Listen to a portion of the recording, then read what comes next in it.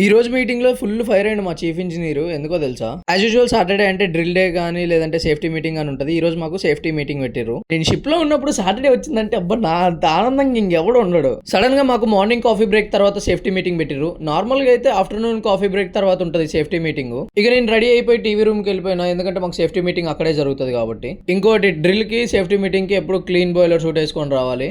Drill అయినా safety meeting అయినా మనమే ఫస్ట్ వస్తాం. నెక్స్ట్ అందరం వచ్చేసిన అందరం కూర్చొని సేఫ్టీ మీటింగ్ మంచిగా నడుస్తుంది.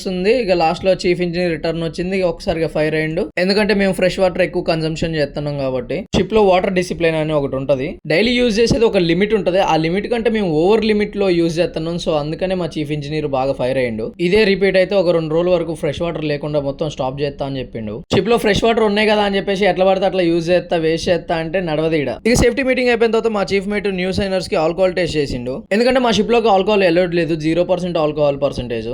ఇదంతా అయిపోయిన తర్వాత మా కెప్టెన్ లాస్ట్ లో మాట చెప్పిండు ఈ రోజు పార్టీ ఉందని. ఈసారి ఏందో సేఫ్టీ మీటింగ్ పార్టీ 2 ఒకేసారి పెట్టిర్రు. వీడియోలు ఎంత ఎక్కువ అవుతుందని చెప్పేసి నెక్స్ట్ వీడియోలో చూపిస్తే ఈ పార్టీలో ఏ ఐటమ్స్ పెట్టిర్రు, ఏం గేమ్స్ అన్ని, ఎంత ప్రైజ్ మనీ ఇచ్చారు అనేది. మళ్ళీ నెక్స్ట్ వీడియోలో కలుద్దాం. అప్పుడు సబ్స్క్రైబ్ చేసి ఇన్స్టాలో ఫాలో చేసి పెట్టుకోండి.